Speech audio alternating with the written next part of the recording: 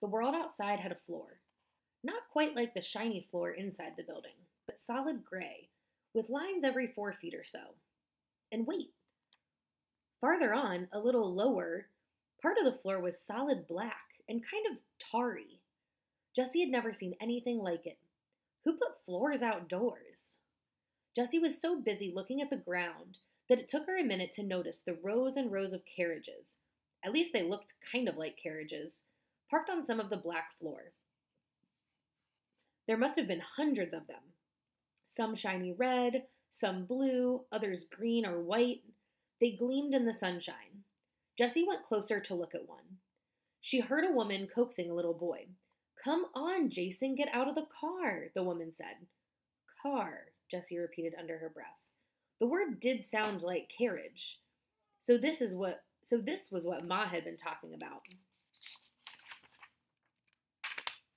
when she said Miles Clifton had a limousine, and a limousine was a very big car.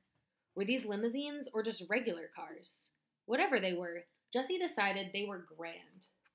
She watched one turn into the driveway near her.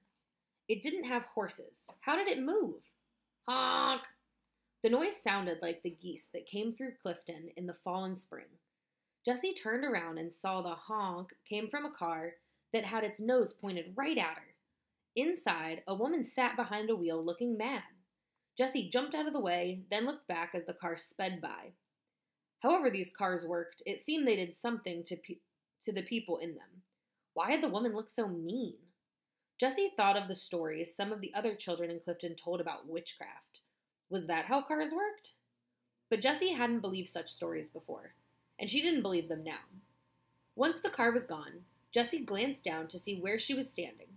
She was relieved to find she was on a patch of grass, beside a small maple tree. The grass was thicker than she was used to, but it still looked good.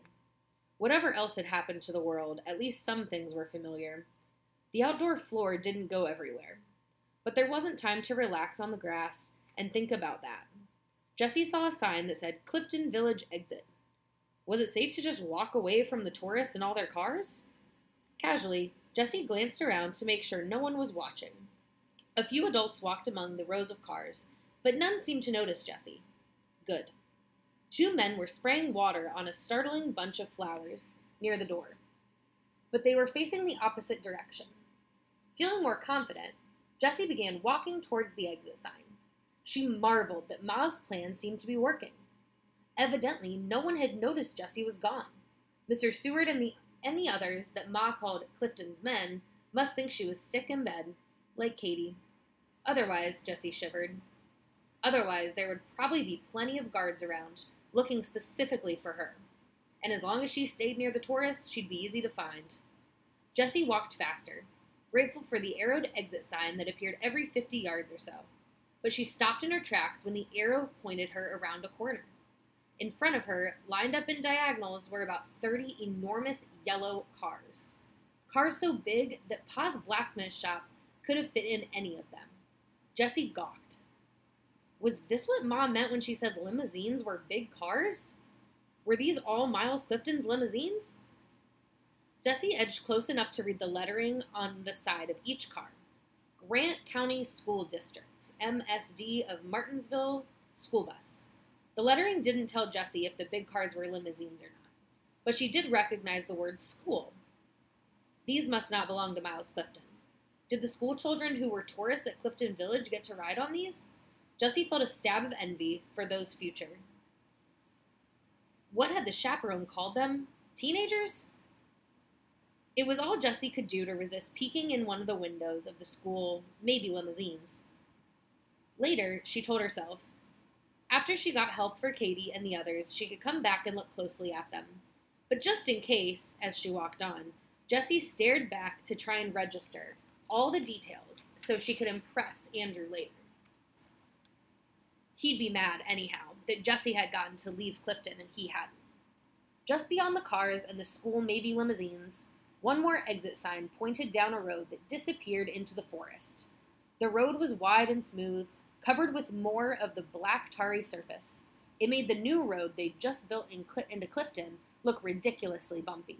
But this road was lined with familiar split-rail fences, just like the ones that surrounded animal pens in Clifton.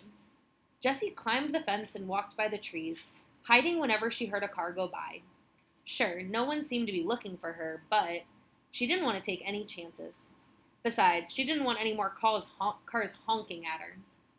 Stumbling over roots and branches, Jessie realized she could go a lot faster on the smooth road. No, be cautious, she told herself. That wasn't like her. Hannah was the cautious one in the family, but Hannah wouldn't have been brave enough to leave Clifton. Jessie would just have to pretend she had Hannah's caution and her own bravery. A twig snapped nearby, and Jessie froze. Then she relaxed, hearing a squirrel chatter by an oak ahead of her. Jessie tried to remember what Ma had said about getting down to the main road. It will be a long walk, maybe a mile. If I remember the way they planned it, the road will wind around a lot, and then you'll see a highway. Jessie looked puzzled at that. A very big road, bigger than anything you've ever seen before. There should be signs with numbers, only I can't remember. 17, 27, 37. I think it's a number like that. Turn north and walk along the road. It goes all the way to Indianapolis. But you should be able to find a phone long before you get there. A robin chirped in one of the elms, and Jessie smiled. If she had a mile or more to walk, she wasn't going to walk the whole way fretting. She didn't need to be as big a worrywart as Hannah. She should be happy to find out they still had robins and squirrels in the 1990s. Then she laughed at herself. Of course they would. It was hard not to think of this as the future. This strange new world she just found out about. Feeling freer with her laughter, Jessie took longer steps. She could do that in pants. She'd always wondered what it would be like to be a boy. This was as close as she'd get. All the boys back in Clifton, Jessie thought, would be jealous that Jessie was out in the woods instead of in school listening to Mr. Smythe yell. On nice spring days like this, Andrew and his friends began talking of playing hooky from school and going fishing in Crooked Creek. Of course, Andrew never did, because he knew Pa would tan his hide. But some of the other boys' fathers actually let them. Jessie remembered Mr. Whittingham saying it didn't matter. As soon as Horace learned his figuring and a little reading, he was taking him out of school anyhow. What's he need with all those names and dates? He's going to be a barrel maker the rest of his life, same as me. Andrew had tried the same excuse on Pa, but Pa would have none of it. Doesn't matter if you're a blacksmith forever or not. Your ma thinks there's value in being educated just for the sake of being educated. She's probably right. And anyhow, you do what your ma wants, he said. Now a new thought struck Jessie. Could Pa and Mr. Whittingham have said those things just to play a role for the tourists? What if they didn't believe their own words? What did they really think? It was too confusing and scary to ponder. Jessie went back to studying the landscape around her. Except for the road to her right and the long line of split-rail fences, it looked just like the woods surrounding Clifton. Jessie heard a car behind her and stepped behind a huge evergreen until it passed on. The noise zoomed by, but then it seemed to slow down. From the sound, Jessie guessed that the car had almost stopped, maybe 100 yards down the road. Then, the noise picked up again and faded away. Jessie crept from behind the tree, scratching her face on the tree needles. She crouched beside the rail fence and looked down the road. There was a small building ahead, like the guardhouses or sentry stations that surrounded all the forts in Jessie's history book pictures. The car must have slowed down passing the guardhouse. Well, she'd just have to go deeper into the woods and circle around the guard. Then she'd find her way back to the road, and to that main road with the number name, as soon as she passed the guardhouse. Proud she'd thought to stay off the road all along, Jessie crawled back to the evergreen. She was sure the guard had not seen her. Even if he'd been looking her way, she would have been hidden by the fence and the trees. Now it wouldn't be long, Jessie told herself.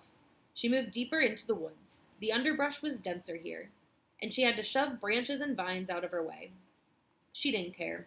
She was almost away from Clifton, and maybe it wouldn't be far down that number name road before she'd find the thing Ma called a phone.